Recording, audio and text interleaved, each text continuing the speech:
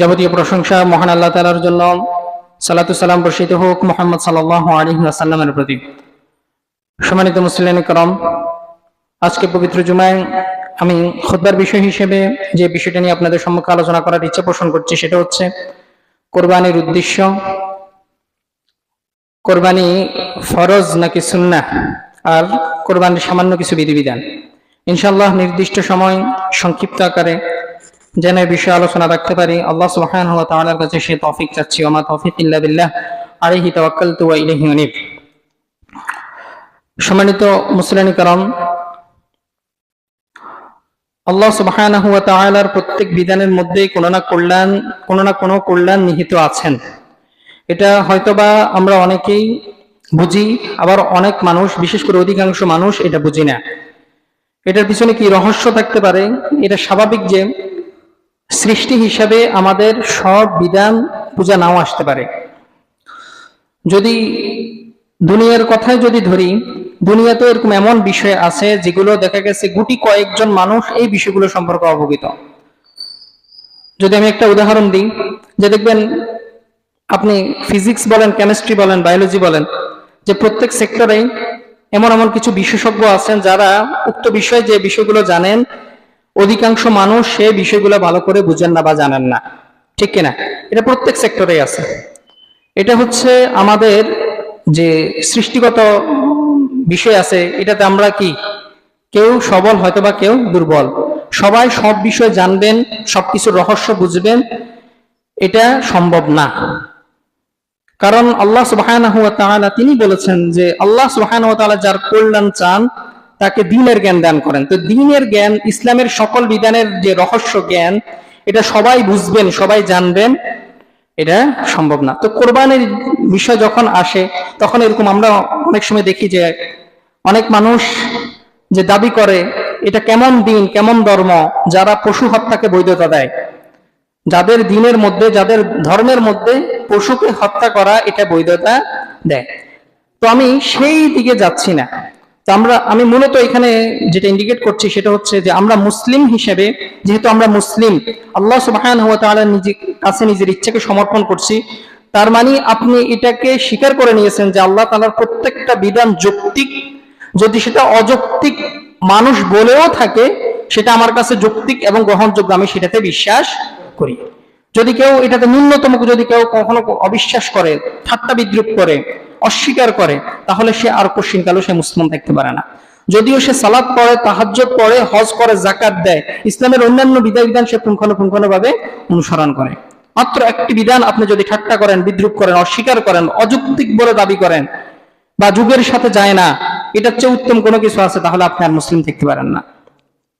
তো আমি আর ওইদিকে কথা যাচ্ছি না।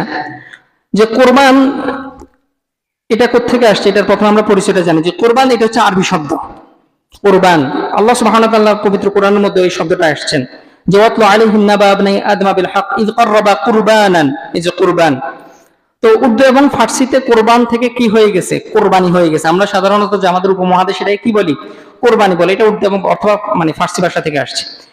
পারিভাষিক দৃষ্টিকোণ থেকে কোরবানি বলা হয় যে সীমাহীন আত্মত্যাগের মাধ্যমে আল্লাহ সুবহানাহু ওয়া তাআলার, আচ্ছা, এটার শাব্দিক অর্থ হচ্ছে, কোরবানের শাব্দিক অর্থ হচ্ছে নৈকট্য অর্জন করা। তো পরিভাষায় সীমাহীন আত্মত্যাগের মাধ্যমে আল্লাহ সুবহানাহু ওয়া তাআলার নৈকট্য অর্জন করার জন্য পশু জবে করার মাধ্যমে যে আল্লাহ সুবহানাহু ওয়া তাআলার ইবাদত করা হয়, সেটাকে বলা হয় কোরবানি। কোরবানির উদ্দেশ্য কি? কোরবানির উদ্দেশ্য কোনো গোশত খাওয়া, এটার জন্য আল্লাহ সুবহানাহু ওয়া তাআলা কোরবানির বিধান দেন নাই। যদি এটার জন্যই দিতেন তাহলে আল্লাহ সুবহানাহু ওয়া তাআলা অন্যান্য পশুগুলোকে জবাই করা বা খাওয়াকে অনুমোদন দিতেন না, যেহেতু পশু জবাই করাটাই মুখ্য বিষয়। এজন্য আল্লাহ সুবহানাহু ওয়া তাআলা কি কোরবানির বিধানটা দেন নাই। আল্লাহ সুবহানাহু ওয়া তাআলা এটার বিধান দিয়েছেন কি আমাদের নিয়তকে পরীক্ষা করার জন্য, ঠিক আছে, আমাদের ইচ্ছাকে জানার জন্য, আমাদের ইচ্ছাকে পরীক্ষা করার জন্য। যে কিছু কিছু মুসলমান দেখেন না, নামদারি মুসলমান, সে বলে যে পশু কিভাবে কোরবানি করে, তারা তো প্রাণী, ঠিক আছে, কি মায়া।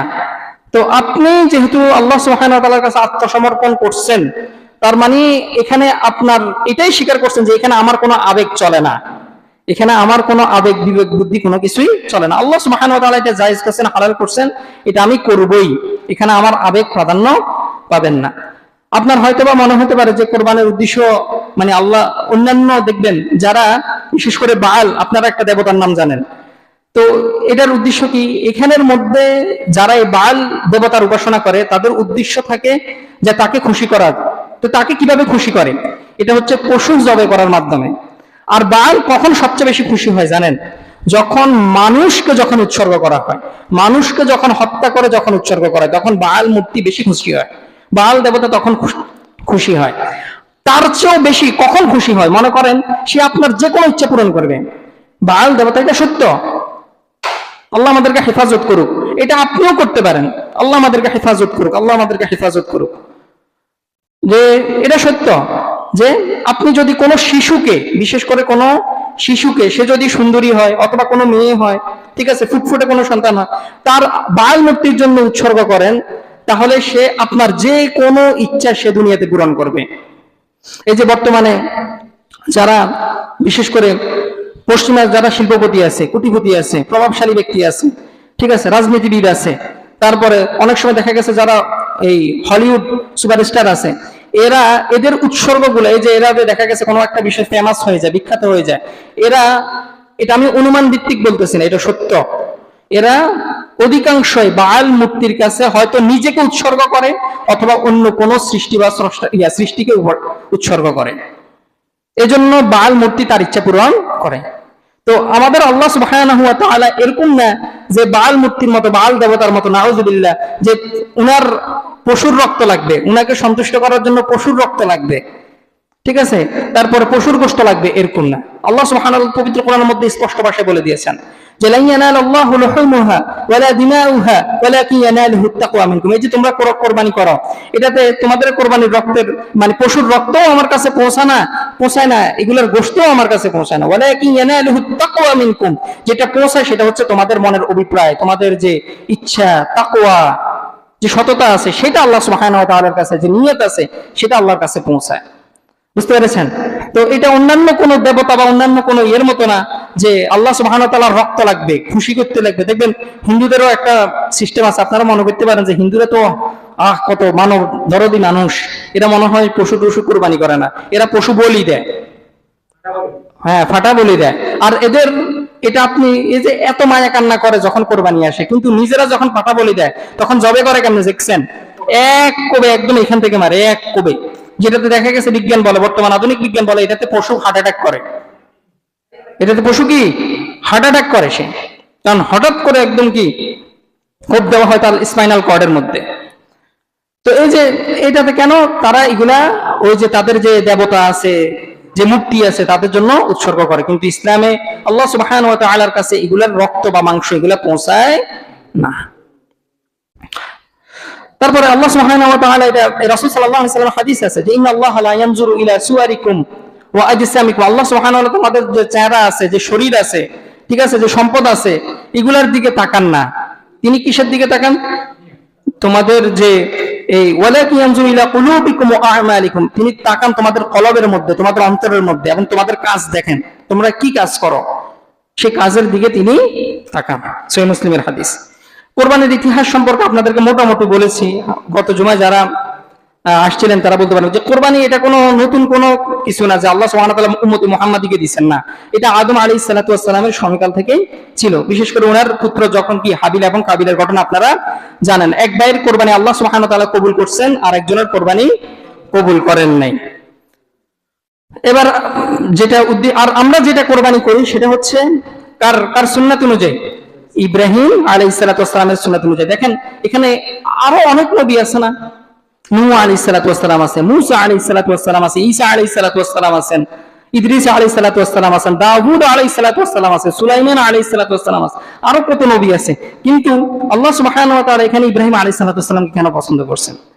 কারণ হচ্ছে ইব্রাহিম আলাইহিস সালাতু ওয়াস সালামের বংশধর থেকে দুইজন ছেলে, একজন হচ্ছে কি ইসহাক আলাইহিস সালাতু ওয়াস সালাম, আর একজন হচ্ছে ইসমাঈল আলাইহিস সালাতু ওয়াস সালাম। ইসহাক আলাইহিস সালাতু ওয়াস সালাম থেকে যত নবী আসছে, সকল নবী অন্যান্য নবীরা কাছ থেকে ইসহাক আলাইহিস সালাতু ওয়াস সালামের বংশ থেকে আসছেন। মূল হচ্ছে কি ইব্রাহিম আলাইহিস সালাতু ওয়াস সালাম। আর ইসমাঈল আলাইহিস সালাতু ওয়াস সালামের বংশ থেকে শুধুমাত্র একজন নবী আসছেন, তিনি কে? মুহাম্মদ সাল্লাল্লাহু আলাইহি ওয়াসাল্লাম। এই যে তো খ্রিস্টানরা বলে যে হ্যাঁ তারা আগে দাবি করতো, এখন হয়তো তারা এটা দাবি করে না, এখন তো তারা অনেক আধুনিক মন মানসিকতা রয়ে গেছে যে নিজের মন যা চাই তাই করো, ঠিক আছে। কিন্তু আগে যারা খ্রিস্টান ছিল তারা কিছুটা হলেও ধার্মিক ছিল, ঠিক আছে। তো তারা এটা দাবি করতো যে আমরা ইব্রাহিম আলাইহিস সালাম যে আছে, ঈসা আলাইহিস সালাম, আমাদের বংশের সবাই নবী, দেখো আমরা একদম মূল যে ইব্রাহিম আলাইহিস সালাম আছে ওনাকে অনুসরণ করি, ঠিক আছে। তো আল্লাহ সুবহানাহু ওয়া তাআলা এই জন্য কি এই যে কোরবানের যে বিধান মুহাম্মদ উম্মতে মুহাম্মাদীকে দিয়েছেন, এটার দ্বারা আমাদেরকে দিয়েছেন যে তোমরাও এটা দাবি করো যে তোমরাও কার অনুসারী, ইব্রাহিম আলাইহিস সালামের অনুসারী। তোমরা এরকম না যে তোমরা এটা নতুন করে এটা বানাইছো। তারপর আল্লাহ সুবহানাহু ওয়া তাআলা পবিত্র কোরআন সূরা হাজের মধ্যে বলেন ওয়ালিকুল্লি উম্মাতিন জাআলনা মানসাকা, যে আমি প্রত্যেক যুগে প্রত্যেক জাতির কাছে কোরবানির বিধান দিয়েছি। এটা কোনো নতুন কোনো বিষয় না যে মুহাম্মদ সাল্লাল্লাহু আলাইহি সাল্লামের উম্মতরা নিজে নিজে একটা বানায় নিল। ওয়ালিকুল্লি উম্মাতিন জাআলনা মানসাকা লিয়াযকুরু ইসমাল্লাহি আলা মা রাযাকাহুম মিন বাহিমাতিল আনাম, যাতে আল্লাহ সুবহানাহু ওয়া তাআলা তোমাদেরকে রিজিক হিসেবে যে পশুগুলো দিবেন এগুলো আল্লাহ সুবহানাহু ওয়া তাআলার নাম নিয়ে উৎসর্গ করো। বুঝতে পেরেছেন? তো এটা কোনো নতুন কোনো বিষয় না যে মুহাম্মদ সাল্লাল্লাহু আলাইহি সাল্লামের যারা অনুসরণ করে তারা নিজেরাই এটা বানায় নিছেন, না, প্রত্যেক নবীর যুগে ছিল, বিশেষ করে ইব্রাহিম আলাইহিস সালামের যুগ থেকে। এজন্য আল্লাহ সুবহানাহু ওয়া তাআলা পবিত্র কোরআনের মধ্যে ইব্রাহিম আলাইহিস সালামের কথা বলেছেন যে ইব্রাহিম আলাইহিস সালাম থেকে এই বিধান এসেছেন।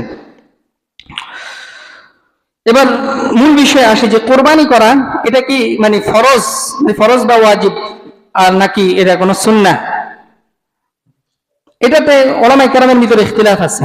এটাতে দুইটা মত পাওয়া যায়। একটা হচ্ছে কোন উলামায়ে কেরাম ওনারা বলছেন, বিশেষ করে ইমাম আবু হানিফা রাহিমাহুল্লাহ এবং ওনার কিছু একদল অনুসারী আছেন, যে ওনারা বলতেছেন যে কোরবানি করা এটা হচ্ছে ওয়াজিব, এটা আবশ্যক, এটা করতে হবে। কারণ আল্লাহ সুবহানাহু ওয়া তাআলা বলেছেন যে ফাসাল্লি লিরাব্বিকা ওয়ানহার, তুমি তোমার রবের জন্য সালাত আদায় করো এবং কোরবানি করো আদেশ করেছেন। এজন্য এটা ওয়াজিব, যেহেতু এটা আমরের সিগা ব্যবহার করেছেন, আদেশ সূচক শব্দ ব্যবহার করেছেন, এজন্য এটা আবশ্যক। তারপর রাসূল সাল্লাল্লাহু আলাইহি ওয়াসাল্লাম বলছেন যে ব্যক্তি ঈদে যাওয়ার আগে কোরবানি করলো তার এটা শুধু গোশত খাওয়ার জন্য কোরবানি করলো, আর যে ঈদের পরে ঈদের সালাতের পরে করলো সে আমাদের সুন্নাত আমাদের রীতি অনুযায়ী করলো। এই হচ্ছে মোটামুটি তাদের দলিল। তো আমার কাছে যেটা মনে হয়েছে আরেকদল উলামায়ে কেরাম, ঠিক আছে, ইমাম শাফিঈ রাহিমাহুল্লাহ, ইমাম মালিক রাহিমাহুল্লাহ, হ্যাঁ, তারপর আরো অন্যান্য মুহাদ্দিসিনে কেরাম ওনারা বলেছেন যে কোরবানি এটা কোনো ফরজ বা ওয়াজিব কোনো বিষয় না।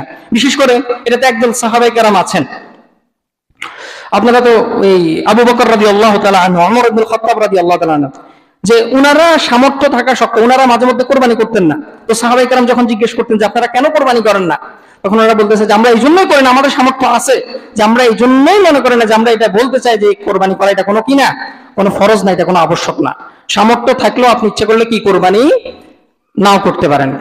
ওমর ইবনে খাত্তাব রাদিয়াল্লাহু তাআলা আনহু এবং আবু বকর রাদিয়াল্লাহু তাআলা এটাই করেছেন। এবং আব্দুল্লাহ ইবনে ওমর রাদিয়াল্লাহু তাআলা আনহু, ওমর রাদিয়াল্লাহু তাআলা ছেড়ে তারপর আব্দুল্লাহ ইবনে আব্বাস রাদিয়াল্লাহু তাআলা আনহু, তারপরে বিলাল রাদিয়াল্লাহু তাআলা আনহু সামর্থ্য থাকা সত্ত্বেও কি কোরবানি করেন না। এগুলা সবগুলা বাইহাকির হাদিস, সুনান ইবনে কুরাবা বাইহাকিতে আছে, এই হাদিসগুলো এসেছেন। তারপরে ইমাম মালিক রাহিমাহুল্লাহ তিনি বলছেন, এটা তিরমিজিতে এসেছেন, যে আল আযহিয়াতু সুন্নাতুন ওয়া লাইসাত বিওয়াজিবাতিন, যে কোরবানি করা এটা হচ্ছে সুন্নাহ, এটা কোনো ওয়াজিব কোনো বিষয় না। তিরমিজিতে এটা এসেছেন। তারপর ইমাম শাফিঈ রাহিমাহুল্লাহ তিনি বলছেন যে আল আযহিয়াতু সুন্নাতুন, এটা হচ্ছে সুন্নাত, তবে লা উহিব্বু তারকাহা, তবে এটা আমি পছন্দ করি না যে আমি এটা কি করব, ত্যাগ করব। বুঝতে পেরেছেন? এটা কে বলেছেন? ইমাম শাফিঈ রাহিমাহুল্লাহ। তো সাহাবায়ে কেরামের মধ্য থেকে কি আমলটা ছিল যে ওনারা এটাকে ওয়াজিব, আবশ্যক এটা মনে করতেন না। তারপরে হানাফি মাযহাবের কিছু আলেম, যেমন ইমাম আবু হানিফা রাহিমাহুল্লাহর একজন ছাত্রের নাম, ওনার ছাত্রের নাম কি, দুইজন ছাত্র আছে উল্লেখযোগ্য, একজন ছাত্রের নাম হচ্ছে কি আবু মুহাম্মদ, আরেকজন হচ্ছে আবু ইউসুফ। তো উনি এবং হানাফি মাযহাবের আরো কিছু উলামায়ে কেরাম ওনারাও কি এটাকে ওয়াজিব মনে করতেন না। এটা ফাতহুল বারিতে এসেছেন। তারপরে ইমাম হাজম রাহিমাহুল্লাহ, যে তিনি বলছেন যে যারা বলে যে সাহাবায়ে কেরাম রাদিয়াল্লাহু আজমাইন কোরবানকে ওয়াজিব মনে করতেন, তাদের এই কথা সঠিক নয়। ফাতহুল বারিতে ইবনে হাজার আসকালানী রাহিমাহুল্লাহ এটা বলেছেন। এটাকে বলেছেন ইমাম হাজম রাহিমাহুল্লাহ। তারপর ইমাম তিরমিজি রাহিমাহুল্লাহ, আপনারা তো নাম শুনছেন, আমরা যে কুতুবে সিত্তা বলি, অনেকে সিয়া সিত্তা বলেন, ঠিক আছে, তিরমিজি। তো তিনি বলছেন যে আহলুল ইলম এবং কোরআন এবং হাদিসের যারা অনুসারী আছেন তারা কোরবানিকে এটাকে তারা ওয়াজিব মনে করতেন না। এটা তিরমিজিতে এসেছেন, প্রথম খণ্ডের 182 নম্বর পৃষ্ঠায় আছে। তারপর ইমাম বুখারী রাহিমাহুল্লাহ এবং অন্যান্য কিছু মুহাদ্দিসিনে কেরাম যে উনারাও কোরবানিকে ওয়াজিব মনে করতেন না। তার মানে কি আমরা কি কোরবানি করব না? করব, অবশ্যই। কি আমাদের দেখা গেছে সামর্থ্য থাকলে আমরা কোরবানি করব, হ্যাঁ ইনশাআল্লাহ। এটাকে আমরা ছোটখাটো কোনো বিষয় বলবো না। তবে তারা বলেছেন যে এটা হচ্ছে সুন্নাতে মুআক্কাদা, মানে হচ্ছে হাইলি রিকমেন্ডেড সুন্নাহ। মানে এটা কোনো মানে ছোটখাটো কোনো সুন্নাহ না যেটা আপনি ছেড়ে দিবেন, এটা আপনি ত্যাগ করবেন। ইব্রাহিম আলাইহিস সালাতু ওয়াস সালাম নবীদের সুন্নাহ। রাসূল সাল্লাল্লাহু আলাইহি সাল্লাম তিনি নিজে কি করতেন? কোরবানি করেছেন। ওনার কত অভাব অনটন ছিল, তারপরে কি করেছেন? কোরবানি করেছেন। তো এটা আমারও মনে হচ্ছে যে মানে ওলামায়ে কেরাম দুই দলের দলিল দেখে আমার কাছে যেটা মনে হয়েছে যে কি কোরবানি যদি আপনার সামর্থ্য থাকে, আপনি যদি এটা করেন, এটা হচ্ছে কি সুন্নাতের উপর আপনি আমল করলেন। কেউ যদি সামর্থ্য থাকা সত্ত্বেও না করে, সে কি হবে না? গুনাহগার হবে না। এটা কোনো আবশ্যকীয় বা কোনো ফরজ কোনো বিধান নয়। এবার আমি সংক্ষিপ্ত আকারে কোরবানির কিছু মাসলা মাসাইল নিয়ে বলি। যে কোরবানি যিনি করবেন তার কিছু অবশ্যই বৈশিষ্ট্য থাকা লাগবে, তার কিছু গুণ থাকা লাগবে। এক কথা হচ্ছে তিনি আল্লাহ সুবহানাহু ওয়া তাআলার সন্তুষ্টির জন্য, মানে তিনি মুত্তাকী হইতে হবে, তাকওয়াশীল মানুষ হইতে হবে, তার নিয়তকে সাফ করতে হবে। তারপরে তার টাকা 100% কি হইতে হবে? হালাল হইতে হবে। হারাম টাকা দিয়ে কি করতেছে? কোরবানি করতেছে, কোনো লাভ হবে না। আপনি যত বড় গরুই কিনেন, 100টা গরু কিনেছেন, হারাম টাকা আছে, হবে না, কোরবানি হবে না। আল্লাহ সুবহানাহু ওয়া তাআলার কাছে আপনি যতই দোয়া করেন, আপনি টাকা হারাম, আপনি আল্লাহর কাছে দোয়া করেন আল্লাহ এবার মতো কবুল করে নেন, কিনে ফেলছি, লাভ হবে না, গোশত খাওয়াই হবে। 100% হালাল হইতে হবে, 100%। তবে হ্যাঁ, অজান্তে হারাম কিছু ঢুকে গেলে সেটা ভিন্ন বিষয়, কারণ এখানে আপনার কোনো কি নাই, দায় দায়িত্ব নাই, এটা আপনার মানে অজান্তে হয়ে গেছে। কিন্তু আপনি ইচ্ছাকৃতভাবে হারাম টাকা, আপনি জানেন এটা হারাম টাকা, তারপর আপনি কোরবানি করলেন, আপনার কোরবানি হবে না। আর কোরবানি কি কার জন্য করতে হবে? সমাজকে দেখানোর জন্য, মা বাবাকে খুশি করার জন্য, তারপরে সমাজের মানুষ বলবে যে অনেক দানশীল মানুষ, অনেক দয়ালু মানুষ, অনেক টাকাওয়ালা মানুষ, এই জন্য না, একমাত্র আল্লাহ সুবহানাহু ওয়া তাআলাকে সন্তুষ্ট করার জন্য, খুশি করার জন্য। এবার আসি যে কত টাকা থাকলে যে আপনি কোরবানি করতে পারবেন, এটার জন্য কোনো নির্দিষ্ট না। এটা কোনো ওই জাকাতের মতো, ঠিক আছে, কোনো নিসাব নাই যে আপনার এত টাকা থাকলে আপনি কোরবানি করতে পারবেন, ঠিক আছে, 2 লাখ টাকা থাকলে, 1.5 লাখ টাকা থাকলে, 5 লাখ টাকা থাকলে আপনি কোরবানি করতে পারেন না। কারণ গরুর কি দাম 50,000ও আছে, 70,000ও আছে, 60,000ও আছে, 1 লাখও আছে, 2 লাখও আছে, ঠিক না? এর জন্য এটার কোনো কি নেই, নির্দিষ্ট কোনো সীমারেখা নেই। তারপরে ঋণ করে কোরবানি করা যাবে কিনা? আপনি যদি ঋণ করে যদি আপনি কোরবানি করেন, এটা জায়েজ আছে, তবে কি না, এটা উত্তম না। আপনাকে দেখা গেছে আগে কি করতে হবে? নিজের ঋণ পরিশোধ করতে হবে। তবে কেউ যদি মনে করেন ঋণ আছে, তার ঋণ আছে, সেটা করে ফেলছে, এখন কিনে ফেলছে, হ্যাঁ, তার কোরবানি হয়ে যাবে, এটা এরকম না যে এটা হারাম হবে, এরকম কোনো কিছু না, ইনশাআল্লাহ এটা হয়ে যাবে। তারপরে নিজের কোরবানির টাকা মনে করেন আপনি অন্যকে দিয়ে দিচ্ছেন, মনে করেন আপনি কিছু টাকা আপনি নিজের কোরবানির টাকা আপনি আরেকজনকে দিচ্ছেন, আরেকজন কোরবানি করছেন, এই ক্ষেত্রে কে সওয়াব পাবে? যিনি কোরবানি করছেন তিনি সওয়াব পাবেন। আপনি কি পাবেন? আপনি হচ্ছেন সাদগার সওয়াব পাবেন। আপনি যে দান করলেন, আপনি ওই দানের সওয়াব পাবেন, এটা কোনো আপনি কোরবানির কোনো সওয়াব পাবেন না।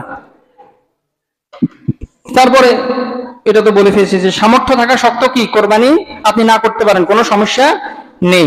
এবার আসি যে কোরবানির যে পশু আছে, এই ক্ষেত্রে কিছু মানে বিষয় খেয়াল রাখতে হবে। বিশেষ করে এই পশু আপনার গৃহপালিত হইতে হবে। কোনো বন্য কোনো পশু, আপনি বন জঙ্গল থেকে আপনি পশু একটা নিয়ে আসছেন, আসি কোরবানি দিলেন না, বন জঙ্গলে কোনো পশু কোরবানি হবে না, অবশ্যই কি হইতে হবে? গৃহপালিত হইতে হবে। তারপরে কয় ধরনের পশু হইতে হবে? 3 ধরনের পশু দিয়ে আপনি কোরবানি করতে পারবেন। কারণ কেউ যদি মনে করেন মুরগি দিয়ে কোরবানি করলে হবে, হ্যাঁ, তারপর হরিণ দিয়ে কোরবানি করলে হবে না। 3 ধরনের হাদিসের মধ্যে যে পশুগুলা কথা আছে সেগুলোই কোরবানি করতে হবে, বিশেষ করে ওট এবং এই প্রজাতি যারা আছে। তারপরে গরু, ঠিক আছে, গরু এবং তার যত প্রজাতি আছে, হ্যাঁ, এগুলা দিয়ে। ষাঁড়, মানে গরু তো মনে হয় মহিলা, ঠিক না, ষাঁড় হচ্ছে কি পুরুষ। তো কি আপনি ষাঁড় দিয়েও কি কোরবানি করতে পারবেন। বিশেষ করে এখন এই যে দেখেন তারা আমাদেরকে বলে যে আমরা নাকি নাউযুবিল্লাহ উগ্রপন্থী মানুষ, আমরা সন্ত্রাসী মানুষ, অথচ পশ্চিমবঙ্গে কি কোরবানি করা নিষিদ্ধ, জানেন কিনা আপনারা? পশ্চিমবঙ্গে যে মুখ্যমন্ত্রী হয়েছে কিছুদিন আগে, দেখেন তারা তাদের কথার মধ্যে 100% যেটা বলছে, যেটা করবে বলছে, সেটা করতেছে। তো আল্লাহ সাহায্য, তারা কাফের হলেও তাদের কাছে, কারণ তারা দ্বীনের মধ্যে কট্টর আছে, ঠিক আছে। তো সে আসি, হ্যাঁ, যে মুখ্যমন্ত্রী উনি আসি কি করছেন, কোরবানি ব্যান, কোরবানি করা যাবে না, অথচ গত বছরও কি হয়েছে, কোরবানি হয়েছে। তারপরে মাদ্রাসাতে কি, এটা অপ্রাসঙ্গিক যদিও, যে মাদ্রাসাতে বন্দে মাতারাম এটা বলতে হবে, বন্দে মাতারাম, যেটা একটা শিরকি কথা, ঠিক আছে। মানে মায়ের বন্দনা করা, মানে দেশের বন্দনা করা, দেশের ইবাদত করা। আমরা কার ইবাদত করি, আল্লাহর। তো বন্দে মাতারাম মানে যে দেশের ইবাদত করা, ঠিক আছে, দেশের আনুগত্য করা। তো এটা মাদ্রাসাতে বলা বাধ্যতামূলক, তা না হলে মাদ্রাসা যদি বলে, এটা হয়তো বা পরবর্তীতে করবে, যে মাদ্রাসা বলবে না ওই মাদ্রাসা ভেঙে দেওয়া হবে, মাদ্রাসা বন্ধ করে দিতে হবে। মানে মাদ্রাসার ভিতরে কিভাবে শিরিক ঢুকানো যায় সেটার যত কৌশল আছে সব তারা করতেছে। আচ্ছা, সেদিকে যাচ্ছি না। তো আমার এখানে যেটা উদ্দেশ্য সেটা বলা, যে আপনাকে গরু দিয়ে কোরবানি করতে হবে, বিশেষ করে পশ্চিমবঙ্গের মানুষ তারা কি, তাদেরকে গরু দিয়ে, কারণ হিন্দুরা কিন্তু সব মানে ধরেন পশুকে তাদের মা বলে না, শুধু গরু আছে না, গরুকেই তাদের মা বলে। তো আপনি ষাঁড় দিয়ে যদি কোরবানি করা, আমার মনে হয় না কোনো সমস্যা হবে, বা ছাগল দিয়ে, ভেড়া দিয়ে কোরবানি করা যাবে। তো তারা এটা মা বলুক, এটা তাদের ব্যাপার, ঠিক আছে। হ্যাঁ, তো উট দিয়ে করা যাবে, গরু এবং এই জাতীয়, তারপর হচ্ছে মানে ভেড়া, ছাগল এবং এই প্রজাতির যত আছে এগুলো দিয়ে করা যাবে। বয়সের ক্ষেত্রে ওটার ক্ষেত্রে 5 বছর লাগবে কমপক্ষে, গরুর ক্ষেত্রে 2 বছর লাগবে, বুঝছেন, ভালো করে শুনে রাখেন, এটা অনেকে প্রশ্ন করেন। তারপর ছাগলের ক্ষেত্রে 1 বছর, কেউ কেউ 6 থেকে 8 মাসের কথা বলছেন, তবে না, এটা উত্তম না। উত্তম হচ্ছে কমপক্ষে কত বছর হইতে হবে, 1 বছর হইতে হবে। তারপরে এই যে এই অনেকে দেখা গেছে একটা প্রশ্ন করে যে ভাই আমি মানে ওই দাঁত দেখে বয়স এটা বুঝি, তো দাঁত দেখে বয়স নির্ধারণ করা যাবে কিনা? হ্যাঁ, যাবে। আপনি যদি এটাতে এক্সপার্ট হন, যদি আপনি বুঝেন, তাহলে এটা কি গ্রহণযোগ্য, কোনো সমস্যা নেই। তারপরে খাসি দিয়ে কোরবানি করা যাবে কিনা, খাসি আছে না, খাসি তো আপনারা বুঝেন, এটা জায়েজ নয়, বরং এটা উত্তম। খাসি দিয়ে কি, খাসি করা যে পশু আছে, খাসি করা পশু, এটা দিয়ে কোরবানি করা উত্তম। তারপরে কোরবানি কয়টা করতে হবে, কোরবানি আপনি আপনার সামর্থ্য আছে আপনি একটা করবেন, বা অথবা যদি ভাগে কোরবানি দেন আপনার 1 ভাগ হবে, ঠিক আছে। তবে ইচ্ছা করলে আপনি একাধিক কোরবানি করতে পারেন, 10টা 20টা, আপনার সামর্থ্য অনুযায়ী আপনি কোরবানি করতে পারেন, ঠিক আছে। এবার আসি যে কোরবানির পশুর ত্রুটির ব্যাপারে কিছু কথা বলি। একটা হচ্ছে কোরবানির পশুতে যে সকল ত্রুটি দেখলে ওই পশু দিয়ে কোরবানি হবে না, বা ওই পশু কিনবেন না। একটা হচ্ছে যদি কাটা হয়, কোনো জায়গায় যদি কাটা হয়, ল্যান্স কাটা, ঠিক আছে, শিং ভাঙ্গা, তারপরে পায়ের কোথাও কাটা দেখতেছেন, গলার কোথাও কাটা, ঠিক আছে। বিশেষ করে আপনারা দেখবেন অনেক সময় ওই সিলটিল মারার সময় একদম কি করে এরা, কিছু কিছু কোরবানির ক্ষেত্রে দেখা যায় যে মানে কেটে ফেলে, মানে দাগ দেওয়ার জন্য। এই সকল ইয়ে দিয়ে কোরবানি করবেন না। তারপর হচ্ছে মানে রোগা, মনে করেন একদম খুবই জীর্ণ শীর্ণ রোগা দেখা যাইতেছে চোখ, তারপর দেখা গেছে কি অন্ধ দেখা যাইতেছে, হ্যাঁ, তারপর একদম বস্ত শরীরের সাথে কি হাড্ডির সাথে লেগে আছে, এই দিয়ে এই ধরনের পশু দিয়ে কোরবানি হবে না। তারপর হচ্ছে মনে করেন প্রতিবন্ধী, বধির, ঠিক আছে, তারপরে বন্দা, হ্যাঁ, খুনসা, এই ধরনের পশু দিয়ে, যত ধরনের ত্রুটিযুক্ত পশু আছে, প্রতিবন্ধী পশু আছে, হ্যাঁ, ল্যাংড়া খোড়া, এগুলা দিয়ে কোরবানি হবে না। তবে এখন প্রশ্ন, মনে করেন আপনি এটা কিনে ফেলছেন, দেখেন নেই, এরকম হয় না, কিছু ত্রুটি আমরা দেখি না, মাঝে মধ্যে কিনে ফেলছি, তবে আপনি যদি কোরবানি করে ফেলেন ইনশাআল্লাহ এটা জায়েজ হয়ে যাবে, কোনো সমস্যা হবে না। তবে এক্ষেত্রে করণীয় সতর্কতা হচ্ছে অবশ্যই খেয়াল রাখতে হবে। তারপরে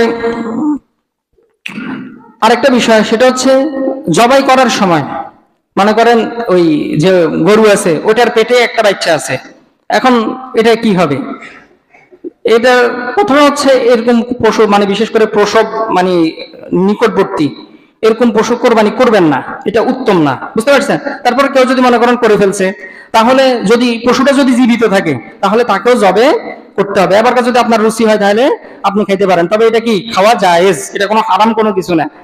আর যদি মৃত হয় তাহলেও কি, সেটাও যদি আপনার রুচি, মনে করেন আপনি ওই কোরবানি করছেন, মারে কোরবানি করছেন, পশু ভিতরে কি মৃত, এটা কি জায়েজ নাকি না জায়েজ?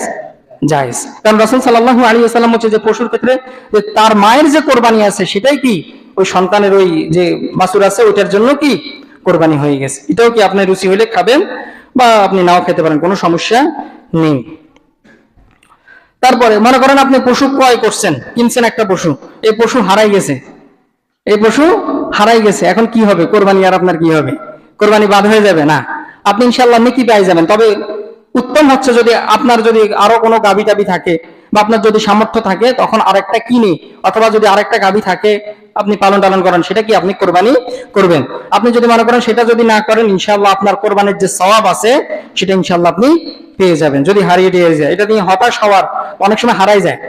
অনেক সময় গত বছরও দেখলাম যে একজনের কি কান্না করতেছে খুব, মানে বেচারা আনছে রাত্রে, কালকে ঈদ, অনেকে নিয়ে গেছে না চলে গেছে, কান্না করতেছে। অনেক মানে আমারও খুব খারাপ লাগছে বিষয়টা দেখে, মানে একদম শিশু বাচ্চার মতো কান্না করতেছিল।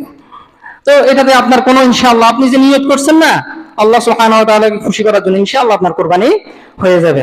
আপনি এই ক্ষেত্রে মন খারাপ করার কোনো কিছুই নেই। এবার আসি যে কোরবানির পশু ক্রয় সংক্রান্ত কিছু বিধান। যে অনলাইন থেকে এখন বর্তমান যেহেতু আধুনিক যুগ, আমরা একটু অনলাইন থেকে, কালকেও দেখলাম যে একজন ভাই অনলাইনে গরু বিক্রি করতেছে, ঠিক আছে, আমাদের একজন দিনী ভাই। তো এটাতে জায়েজ আছে কিনা? হ্যাঁ জায়েজ আছে, যদি কিছু শর্ত সাপেক্ষে। যদি দেখেন যে ছবি ক্লিয়ার, আলো টালো ঠিক আছে, ছবি ক্লিয়ার, হ্যাঁ গরুর অবস্থান সবকিছু বোঝা যাচ্ছে, যে এমন ভাবে গরুর ছবি তুলছে দেখা গেছে গরুর পাশ কিছু বোঝা যাইতেছে না, শুধু গরুর কি চেহারা বোঝা যাইতেছে না, এটা হচ্ছে ঢোকার কি থাকে, সম্ভাবনা থাকে। গরুর মাংস টাংস সব বোঝা যাইতেছে, আগ পিছ উপর নিচ সবকিছু দেখা যাচ্ছে। হ্যাঁ, যদি কোনো প্রতারণার যদি কোনো কিছু না থাকে, আপনি অনলাইনের মাধ্যমে কি গরু ক্রয় করতে পারেন, কোনো সমস্যা নাই। তারপরে আরেকটা বিষয়, সেটা হচ্ছে অনলাইনে চুক্তি করার মাধ্যমে অনেকে ক্রয় করে, এটা কিন্তু অনেকে জানে না, বিশেষ করে এগুলো এখন আধুনিক মাসালা, এই জন্য অনেকে জানেন না, কিন্তু এটা জানা দরকার। চুক্তি ভিত্তিক কেমনে সে চুক্তি করে, যে আমি আপনার থেকে গরু কিনবো, ঠিক আছে, তবে আমি আগে গরু মাপ দিব, গরু জবাই করব, গরু মাপ টাপ দিব, কেজি ভিত্তিক আপনাকে কি করব, টাকা দিব। এটা কি হবে না? জায়েজ হবে না। কারণ হচ্ছে আপনি এখনো কি হন নাই, মালিকই হন নাই। কোরবানি করার জন্য শর্ত হচ্ছে আগে ওই পশুর কি হইতে হবে, মালিক হইতে হবে। আপনি ওই পশু ক্রয় করছেন, মালিক হইতে হবে। এটাতে এখন বিশেষ করে এখন এগুলো ঢাকা শহরে কিন্তু অ্যাভেলেবেল হয়ে গেছে, কিন্তু অনেকে জানে না, অনেকেই কি জানেন, আল্লাহ হেফাজত করুক। তারপরে মনে করেন চুরি করছে কেউ একজন, আর সে আপনার কাছে কি করছে, পশু বিক্রি করছে, ঠিক আছে, আপনিও কিনছেন। হ্যাঁ, আপনি যদি জেনে কিনে থাকেন, কোরবানি দেন, তাহলে আপনি গুনাহগার হবেন। আর আপনি যদি না জানেন, ঠিক আছে, আপনি কোরবানি করে ফেলছেন, আপনি কি হবেন না, গুনাহগার হবেন না। ওই যে চোর আছে সে গুনাহগার হবে। কি তাকওয়াশীল মানুষ, ঠিক আছে, চুরি করেও কি করে, কোরবানি করে। আল্লাহ আমাদেরকে হেফাজত করুক। এবার আসি যে ভাগে কোরবানির ক্ষেত্রে কিছু বিষয়, যে ভাগে কোরবানি এটা কি জায়েজ, এটা কি দেওয়া যাবে নাকি দেওয়া যাবে না? মাশাআল্লাহ মুফতি সাহেব, হ্যাঁ যাবে, ঠিক আছে। অনেক দেখা গেছে, হ্যাঁ, মানে আহলে হাদিসদের ভিতরে এটা নিয়ে ভাগ আছে, যে মানে অনেকে মনে করে থাকেন যে ভাগে কোরবানি করা জায়েজ নাই, তবে না, এটা কি জায়েজ আছে। স্বয়ং সাহাবাই কেরাম ওনারাও কি ভাগে কোরবানি দিয়েছেন। উটের ক্ষেত্রে সর্বোচ্চ 10 ভাগ, 10 জন বা 10 ভাগ হইতে পারে। আর গরুর ক্ষেত্রে কত? 7। ছাগলের ক্ষেত্রে কত? ছাগলের ক্ষেত্রে কোনো কি হবে না, ভাগ হবে না। বুঝতে পেরেছেন? হ্যাঁ। তারপর হচ্ছে মানে 7 ভাগে কোরবানি, এটা কোনো আবশ্যকীয় কোনো কিছু না, এটা হচ্ছে কি জায়েজ। উত্তম হচ্ছে একা একা কি করা, কোরবানি করা। সেটা উট হোক, গরু হোক, ছাগল হোক, ছাগলের ক্ষেত্রে তো একবারে করতেই হবে। তারপর আরেকটা বিষয়, সেটা হচ্ছে মনে করেন 5 জন 6 জন মিলে 1 ভাগ। অনেকে এরকম করে যে 7 ভাগে কোরবানি, তবে আমরা 4-5 জন মিলে 1 ভাগ। আবার দেখা গেছে 4-5 জন মিলে আরেক ভাগ। হ্যাঁ, আবার দেখা গেছে কেউ হয়তো 1 জন মিলে 1 ভাগ, কেউ 2 জন মিলে 1 ভাগ। এটা জায়েজ আছে কিনা? না, এটা জায়েজ নাই। এটা কি না, জায়েজ না। আপনি 5-6 জন মিলে আপনি 1 ভাগ কাউন্ট করবেন, এটা জায়েজ হবে না।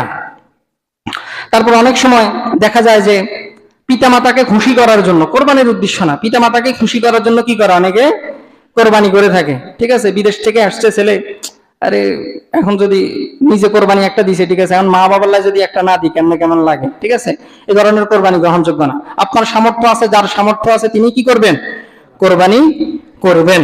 তারপরে অনেক সময় দেখা গেছে বাবা হজ করতে গেছে, ঠিক আছে, হাজী সাহেবের নামে কি করে, দেশে একটা কোরবানি করে। তো এই ধরনের কোরবানি কি হবে না, গ্রহণযোগ্য হবে না, এটা কোরবানি হবে না। তারপর মৃত ব্যক্তির নামে অনেকে আছে, অনেকে প্রশ্ন করে যে হুজুর আমার আব্বা মারা গেছে, আমার মারা গেছে, ঠিক আছে, মানে কোরবানি করতে পারবো কিনা। দেখেন, এই ক্ষেত্রে কোরবানি করার কোনো দলিল, কোনো স্পষ্ট দলিল আমার জানা নেই। তবে এই ক্ষেত্রে আপনি যদি করেন, এটা কোরবানি হবে না, এটা কি হবে, সাধারণ দান হবে, সদকা হবে। আর যেহেতু সদকার রাস্তা খোলা আছে, আপনি কি করতে পারেন, কোরবানি করতে পারেন, কোনো সমস্যা হবে না। এবার আসি যে যারা পশু জবাই করবেন ওনাদের কিছু বৈশিষ্ট্য থাকতে হবে, ঠিক আছে? এটা এটা আমাদের দেশে তো কি লাগবে, হুজুর লাগবে, কোরবানি করতে কি লাগবে, হুজুর লাগবে। হুজুর ছাড়া কোরবানি হতো না, এটা হচ্ছে বাকওয়াস কথা, এটা হচ্ছে হুজুরদের একটা ধান্দা, ঠিক আছে? হ্যাঁ, কোরবানি করার ক্ষেত্রে কোনো কি না, হুজুর আবশ্যক না। হয়তো ইমাম মুয়াজ্জিনটা আবার রাগ করিয়েন না, আমিও ইমাম, ঠিক আছে? তো এটা আল্লাহর বিধান, যেটা আমি আপনারা সেটাই বলতেছি যে কোরবানির ক্ষেত্রে হুজুর লাগবে। আরে হুজুর, গত বছরের কথা বলি আপনাকে, একটা কোরবানি 9:30টার দিকে দিয়ে হয়েছে, 7টায় জামাত হয়েছে, 2.5 ঘন্টা পর্যন্ত শুধু হুজুর পায় না, এই জন্য কোরবানি করে নাই, শুধু হুজুর পায় নাই, গত বছরের কথা বলতেছে। আল্লাহ আমাদের হেফাজত করুক। না হুজুর এটা আবশ্যক না, মহিলাও কোরবানি করতে পারে। মনে করেন আপনার সাহসে দেন, আপনার বউ সাহসী মানুষ, আপনার বউ কি করতে পারে, পর্দা টর্দা মেনটেন করে কোরবানি করতে পারে, কোনো সমস্যা নেই। মহিলারাও কি কোরবানির পশু জবে করতে হবে, তবে বিসমিল্লাহ বলতে হবে। কোরবানির অন্যান্য যে শর্তগুলো আছে সেগুলো পালন করবে। তারপর অমুসলিম কাউকে দিয়ে কোরবানি করা যাবে না, যেহেতু সে কাফের। তারপর যিনি কোরবানি করবেন অবশ্যই শরীরটা কি থাকতে হবে, ধারালো থাকতে হবে। তারপরে যে গরু আছে, পশুকে মাথা থাকবে কোন দিকে, আপনাদের দক্ষিণ দিকে মাথা থাকবো, দক্ষিণ দিকে, ঠিক আছে? তারপরে মাথাকে দক্ষিণ দিক করে বাম দিকে করবেন, মানে করেন আপনার দক্ষিণ কোন দিকে, এদিকে না? হ্যাঁ, দক্ষিণ দিকে করে বাম দিকে মাথা করবেন, তারপরে কোরবানি করবেন। তারপরে সবচেয়ে উত্তম হচ্ছে নিজের পশু নিজে জবাই করা, এটা হচ্ছে উত্তম। রাসূল সাল্লাল্লাহু আলাইহি ওয়াসাল্লাম উনি যতগুলো কোরবানি করছেন, উনি নিজের পশু নিজেই জবাই করছেন, ঠিক আছে? হ্যাঁ, তারপর সাহাবায়ে কেরাম ওনারাও কি ওনাদের পশু জবাই করছেন। তো আপনি হুজুর এত কষ্ট করে হুজুর দেওয়ার কি দরকার আছে? যদি হুজুর দেখেন যদি মাইন্টেন করে, হুজুরে 100-200 টাকা 500 টাকা হাতিয়ে দিলে আপনার সমস্যা, আপনার কি টাকা কমবে? হ্যাঁ, হুজুরেরও মন খারাপ করতেন কে, ঠিক আছে? তবে এক্ষেত্রে কি, আপনি যদি মনে করেন যে আপনার হয়তো বা কি কোনো সমস্যা হইতে পারে, আপনি না বুঝতে পারেন, তাহলে কি আপনি যারা এক্সপার্ট আছে, যদি হুজুর এক্সপার্ট হয়, হুজুরের সাধারণত এটাতে এক্সপার্ট হয়, হ্যাঁ, তো আপনি কি হুজুর ধরাইতে পারেন, হুজুরের মাধ্যমে কোরবানি করতে পারেন। আর একটা জিনিস খেয়াল রাখতে হবে, অবশ্যই অস্ত্রটা কি থাকতে হবে, ধারালো হতে হবে, এটা কিন্তু একদম জরুরি, এটা জরুরি একদম। তারপরে এক পশুর সামনে অন্য পশুকে কোরবানি, এটা এরকম না যে এটা জায়েজ নাই, তবে এটা কি না, এটা উত্তম না, এটা ভালো না, ঠিক আছে? তারপর হচ্ছে এই মানে ছুরি হইতে হবে, কোন নখ বা হাড্ডি, এটা যদিও আমরা এখন ছুরি অ্যাভেলেবেল, এটা দিয়ে আমরা করিও না। বিশেষ করে আরবরা আগে যারা বেদুইন আছিল এরা এরকম করতো, হাত দিয়ে, ঠিক আছে, মুখ দিয়ে এরকম করতো। তো তারপরে শ্বাসনালী এবং খাদ্যনালী যেটা, এটা কাটা যাইতে হবে, বুঝতে পারছেন? বিশেষ করে শ্বাসনালী 4টা রগ আছে দেখবেন, এখানে প্রায় 4টার মতো রগ আছে, অন্ততপক্ষে কি শ্বাসনালী এবং যে খাদ্যনালী আছে এটা কাটা যাইতে হবে, এটা মাস্ট। আবার অনেকে আছে একদম কাটা যে শুরু করে, হোঁচানি যে শুরু করে একদম স্পাইনাল কর্ড পর্যন্ত, তাদের যে হাড্ডি আছে এই হাড্ডিটাও কি করে, ইয়ে করে। আর এখানে একটা জরুরি বিষয়, মনে করেন কেউ এমন ভাবে জবাই করছে, জবাই করে কি কল্লা ফালাই দিছে, এই পশু কি খাওয়া হালাল হবে? অবশ্যই হালাল হবে, কোনো সমস্যা না। মনে করেন কল্লা আলাদা করে ফেলছে, তার উদ্দেশ্য এটা ছিল না, ঠিক আছে, এটা হয়েছে সাহাবায়ে কেরামের যুগে, তাবেঈনদের যুগেও কি এটা হয়েছে, তো এটা কি, এটা জায়েজ আছে। তবে এটা উত্তম না, পশু কিন্তু কষ্ট পায়, তার স্পাইনাল কর্ডে যাতে কোনো ধরনের আঘাত লাগে। আর একটা জরুরি বিষয়, এটা কিন্তু অনেক জরুরি বিষয়, যিনি কোরবানি করবেন এটা তাকে অবশ্যই বলবেন, বুঝতে পারছেন? সেটা হচ্ছে দেখবেন আমাদের দেশে কোরবানি করার পরে দেখবেন একটা গুঁতা দেয়, আপনারা দেখছেন কিনা? হ্যাঁ, গুঁতা দেয়, দেখবেন ভিতরে এক ধরনের গুঁতা দেয়, এই ধরনের গুঁতা দিবেন না, এটা একদম তার ব্রেনে আঘাত লাগে, বুঝতে পারছেন? মোট কথা স্পাইনাল কর্ড যেটা একদম হাড্ডি আছে সেটাতে কোনো ধরনের আঘাত করবেন না। এটা তো আঘাত করবেন কখন, যখন তার রুহ বাইর হয়ে গেছে, নড়াচড়া বন্ধ হয়ে গেছে, তখন সেটা তো তার তো এখন রুহ নাই, ঠিক আছে, তখন আপনি আঘাত করতে পারেন।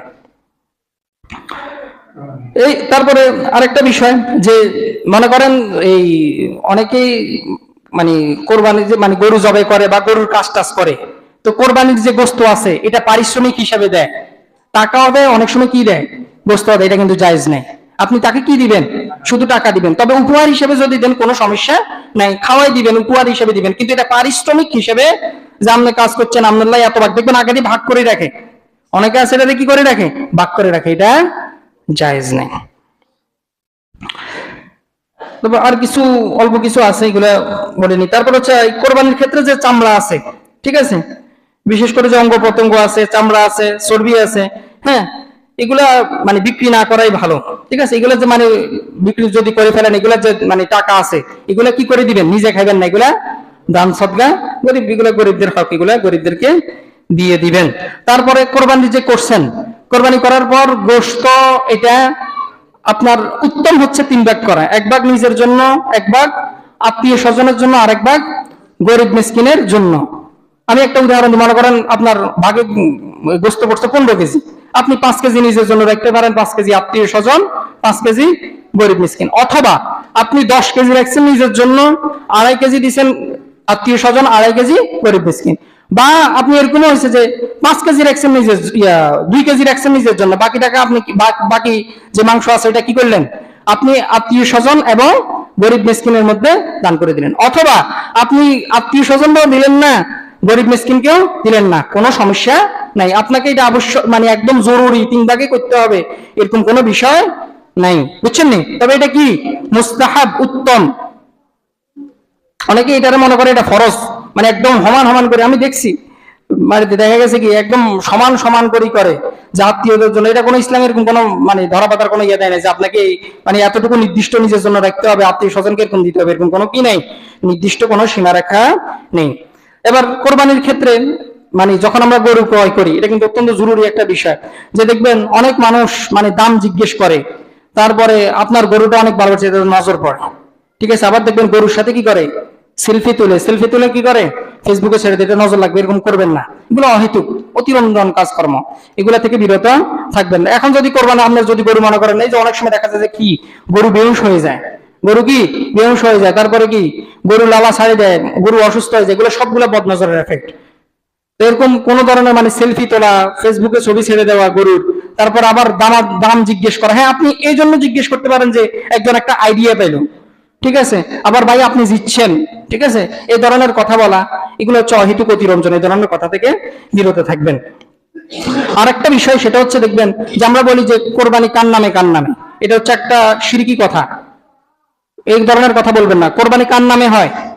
আল্লাহর নামে। কোরবানি আমাদের পক্ষ থেকে হয়, যে অমুকের পক্ষ থেকে, নামে বলবেন না, ঠিক আছে। আর একটা হচ্ছে দেখবেন অনেকে আছে লিস্ট ধরে দেখবেন এরকম বলে যে না নাম বলে, দেখছেন কিনা? হ্যাঁ আছে, আমাদের এখানে অনেক আছে যে এই ধরনের লিস্ট, এগুলো কুসংস্কার। রাসূল সাল্লাল্লাহু আলাইহি সাল্লাম সাহাবায়ে যুগে আপনি যে নিয়ত করছেন কার নামে, কার পক্ষ থেকে, নিয়ত আছে না, যথেষ্ট, ব্যাস খালাস, আর লাগবে না।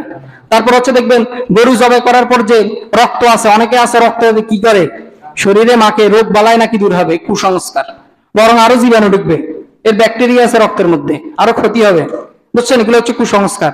তারপর হচ্ছে যে আমি দেখছি এটা আমাদের ইয়েতে আছে, আপনাদের আছে কিনা আমি জানি না, যে গরুর গোস্তকে গোস্ত বলা যাবে না, মাংস বলা যাবে না, এটাকে সিন্নি বলতে হবে। এটাকে কি বলতে হবে? আপনার আমাদের নোয়াখালীতে একটু কুসংস্কার বেশি, বুঝছেন? আপনাদের এখানে হয়তো বা নাই এত বেশি, এটাকে সিন্নি বলতে হবে। হ্যাঁ না, এগুলো হচ্ছে সম্পূর্ণভাবে কুসংস্কার, এই সকল কথা অ্যাভয়েড করবেন। এবার আমি আসি সংক্ষেপে আপনাদেরকে ঈদের, যে আমাদের তো দেখা গেছে ঈদ কয় তারিখে? 28 তারিখে, হ্যাঁ, বৃহস্পতিবার দিন। তো ইনশাআল্লাহ মানে ঈদের যে কিছু সুন্নাত আছে ঈদের দিন, আমি সেগুলো বলছি, একটু মনোযোগ সহকারে শুনুন। বিশেষ করে চাঁদ দেখার আমলটা করতে হবে আমাদেরকে, এটা আমি সবসময় বলি, ঠিক আছে। চাঁদের যে দোয়া আছে, আল্লাহুম্মা আহিল্লা আলাইনা বিল আমনি ওয়াল ঈমান ওয়াস সালামতি ওয়াল ইসলাম ওয়াত তাওফীক লিমা তুহিব্বু ওয়া তারদা রাব্বুনা ওয়া রাব্বুকাল্লাহ, এই যে এই ধরনের দোয়া যে আছে এগুলা আদায় করবেন। চাঁদ ফেসবুকে দেখবেন না, অনুগ্রহ করে টিভিতে দেখবেন না, টিভিতে উঠছে কিনা নিজে যাই দেখবেন, ঠিক আছে। মাগরিবের সালাত পড়ে অথবা মাগরিবের আগে অনেক সময় উঠে যায়। তারপর হচ্ছে যে ঈদের দিন যে করণীয় কিছু সুন্নাত আছে, এটা হচ্ছে মানে আগে আগে আপনি ঘুমাইবেন, এটা কিন্তু জরুরি। তারপরে ঈদের দিন ফজর সালাত পড়বেন না, সারা রাত জাগন থাকে, সারা রাত গান বাজনা ঢোল তবলা বাজাবো, ফজর একদম ঈদের সালাতের কিছুক্ষণ আগে উঠবে। কোন রকম পাঞ্জাবি টাকায় দিয়ে গোসল টোসল করে না, কোনো কিছু লাগে, কোন রকম আসে কি করে নামাজ, মাঝে মধ্যে নামাজও পায় না। আল্লাহ আমাদেরকে হেফাজত করুক। অবশ্যই অন্তত পক্ষে ঈদের আগের দিন কি করবেন, অনেক আগে ঘুমাইবেন, ঠিক আছে। ফজরের সালাত পড়বেন সবার সাথে। আর উত্তম হচ্ছে, যদি দেখেন আমরা আহলে হাদিস আমাদেরকে দাবি করি, কিন্তু আসলে প্রকৃতপক্ষে আমরা আহলে হাদিস এখন হইতে পারি না। আমাদের যে সালাতের যে সময়গুলো আছে এগুলো এখন আহলে হাদিসদের অনুসারে, মানে রাসূল সাল্লাল্লাহু আলাইহি সাল্লামের সাহাবায়ে কেরাম উনাদের যুগে যেরকম ছিল এখন সেরকম হয় নাই। আমাদের ফজর সালাতের, যে আমি তো ছিলাম মানে ঈদের দেখলাম যে ওই যে মানে যারা দেখা গেছে হানাফি আছে তাদের যেরকম আছে আমাদেরও একই রকম। তো এটা আসলে গ্রহণযোগ্য, মানে আমি মনে করি আহলে হাদিস হিসেবে এটা গ্রহণযোগ্য না। আপনি হানাফি দাবি করতেছেন, ঠিক আছে, আপনি হ্যাঁ ফজরের সালাত দেরি করলেন সেটা ভিন্ন বিষয়, কিন্তু আপনি আহলে হাদিস বলতেছেন, আহলে হাদিসদের ফজর সালাত দেরিতে না, কমসে কম আরো আধা ঘন্টা আগে, আধা ঘন্টা 45 মিনিট আগে হয়। এই ফজরের সালাতের ওয়াক্ত কখন শুরু হয়? 3টা মনে হয় 50, আমি যতটুকু জানি, ঠিক আছে। কিন্তু আপনাদের সালাত কয়টা হয় ফজরের সালাত? মানে ফজরের সালাত কয়টায় হয়? 4:50 দেখেন। তারপর 5:13-তে, 5:13-তে না 15-তে সূর্য উঠে। আল্লাহু আকবার, আল্লাহু আকবার। মানে কতটা হতভাগা আমরা, কতটা হতভাগা। রাসূল সাল্লাল্লাহু আলাইহি ওয়াসাল্লাম একদম রাত থাকতে, অন্ধকার থাকতে সাহাবায়ে কেরামের বক্তব্য, আয়েশা রাদিয়াল্লাহু তাআলা আনহার বক্তব্য যে এরকম হতো যে আমরা একজনকে দেখি চিনতাম না, এত রাত থাকতে ওনারা কি করতেন? ফজরের সালাত আদায় করবেন। তো এটা আমি আপনাদেরকে লজ্জা দেওয়ার জন্য, শরম দেওয়ার জন্য বলতেছি না। তো এগুলো ঠিক করেন, আস্তে আস্তে ঠিক করেন। সমাজের মানুষ কি বলবো, ঘুম হুরে না ভাই, আধা ঘন্টা হলে আপনার কিচ্ছু যায় আসতো না। আধা ঘন্টায় আপনি একদম ঘুম যায়, একদম আপনার মানে শরীরের ইমিউনি সিস্টেম বাড়াই ফেলতে পারতেন না, ঠিক আছে। তো যেরকম সাহাবায়ে কেরাম ওনারা করতেন, এরকম আমলের মধ্যে চলে আসে। তারপর ঈদের সালাত সাহাবায়ে কেরামের সিস্টেম ছিল, সুন্নাহ ছিল, আপনি হাদিসগুলো ঘেঁটে দেখেন যে ফজর সালাত পড়তেন ওনারা, ফজর সালাতের কিছুক্ষণ পরে সূর্য উঠতো, সূর্য উদিত হওয়ার কিছুক্ষণ পরে ওনারা ঈদের সালাত আদায় করে ফেলতেন। এই জন্য ওনাদের কোরবানগুলো 9টা 10টা অনেক আগে শেষ হয়ে যেত। ওই আমরা কখন শুরু করি? 7টা, 7:30, কোথাও 8টা, কোথাও 8টাও আছে। আল্লাহ আমাদেরকে হেফাজত। তো এই ধরনের এইগুলো আসলে গ্রহণযোগ্য না। অনেকে জোহরের সালাত পড়তে পারে না, কোরবানি শেষ করতে করতে 2টা 3টে বাজে। তো কিসের আর ঈদ হইল ভাই? ঈদ হচ্ছে আত্মীয় স্বজনের সাথে আপনি দেখা করলেন, কুশল বিনিময় করলেন, এটাই তো ঈদ। আপনি সারাক্ষণ নিজের কাজ নিয়ে, নিজের গরু জবা নিয়ে, এগুলো নিয়ে পড়ে থাকলেন। তারপর গরু জবার পর 3টা 4টার দিকে দিয়ে আর কারো বাসায় যাইতে মনে চায়, এই যে ব্যাস দেয় আবার ঘুমাইতেছে। এটা আসলে গ্রহণযোগ্য না। এটা আমি মনে করি এটা আমাদেরকে চেঞ্জ করতে হবে। এটা আমি আপনাদেরকে অনুরোধ করবো, ছোট মানুষ হিসেবে, বিশেষ করে সভাপতি হিসেবে আছেন আর অন্যান্য, আপনারা একটু এলাকা আপনাদের সাথে, আপনারা এটা আপনাদের উপর ছেড়ে দিচ্ছি। এখানে আমি ছোট মানুষ হিসেবে আপনাদের উপর চাপাই দিতে চাই না। আপনারা এই সিস্টেমটা অন্তত পক্ষে, মানে ঈদের সালাতের যে সিস্টেমটা আছে, এটা একটু তাড়াতাড়ি করার চেষ্টা করেন। সাহাবায়ে কেরাম ওনাদের সময় যেরকম ছিল, ঠিক আছে, আপনি 1 ঘন্টা লেট করতে পারেন, ঠিক আছে, 2 ঘন্টা 3 ঘন্টা চলে যাচ্ছে না, এই ধরনের লেট আসলে গ্রহণযোগ্য না। গোসল করতে, নিজে পরিষ্কার হতে যত সময় লাগে ব্যাস ততক্ষণ। আল্লাহ সুবহানাহু ওয়া তাআলা যে সকল কথাগুলো বলেছে, এই সকল কথাগুলো আমাদেরকে মেনে চলা তৌফিক দান করো। আর হচ্ছে অবশ্যই ঈদগাহে আসার সময় নিজের মহিলাদেরকে নিয়ে আসবেন, নিজের মা, বোন, স্ত্রী, যদি কারো যদি মনে করেন মা বোনদের যে হাই পিরিয়ডে যদি থাকে নিয়ে আসবেন, ওনারা দোয়াতে অংশগ্রহণ করবেন, সালাতের যে মুসাল্লা আছে এটা থেকে দূরে থাকবেন, এটার ব্যবস্থা করেন। শুধু এটা দিয়ে হবে না। আমি তো বলছি সে 2 বছর আগে আপনারা করছেন, এটা দিয়ে তো এখনো যদি এটার উপর যদি টিকে থাকেন, এটা তো হবে না। আপনাদেরকে উপরে বাড়াইতে হবে, তারপর আরো ইয়ে করতে হবে, যেখানে দেখা গেছে খোলা ময়দান আছে সেখানে ব্যবস্থা করতে হবে, এরকম জায়গা আপনাদেরকে খুঁজতে হবে। তো যে কথাগুলো বলেছি, আল্লাহ সুবহানাহু ওয়া তাআলা আমাদেরকে মেনে চলার তৌফিক দান করুন।